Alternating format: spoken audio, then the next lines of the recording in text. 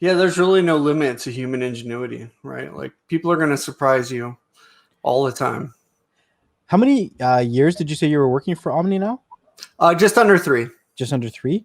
I did want to ask you, when you first started, the robots are not the same robots that you started with 3 years ago, right? No, I think we're on Gen 13 now. So Dang. the robots have evolved a lot, and because we are 3D print most of the robot, we create our own PCBs. We even build the 3D printers that print the robots. So we have robots printing robots. So it allows us to quickly make changes and deploy them, to market rapidly and for a lower cost, which is how we're able to pass that savings on to, our customers. So, when we get feedback, we always listen to, our community and our customers. And if changes are necessary, then, we can quickly get to work on that and issue these changes. I know that when we talked to Tra, we had mentioned that we did a podcast with Mark Forge, and Mark Forge is a 3D printing company who's actually able to 3D print copper, which is pretty cool. Wow. Yeah, that is cool.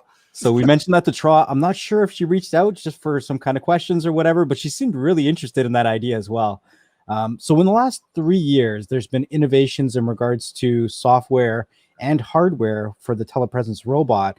And I'm also going to assume AI. Can you talk a little bit about some of those innovations or how that's been developed across the last 3 years with the telepresence robots? Yeah, absolutely. So actually, the one behind me is the 3-year-old version, and it had some, machine learning AI features then. But now, it has evolved quite a bit. We're now using a 4K camera that has better streaming. It has zoom capabilities. And right now, it's not turned on because I'm actually upgrading to the new one. I have it in the other room.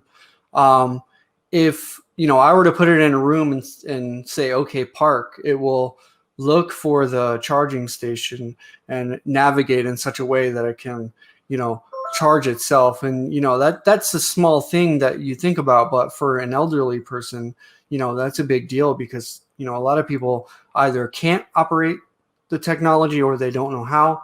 So these, small things where, it can charge itself. But we are working on, the ability for Omni to navigate by itself in a house. After it will map the room by itself and be able to, set on schedules and drive to a different room. If you tell it to go into the kitchen or wherever it needs to go, it will be able to do that and avoid any obstacles along the way.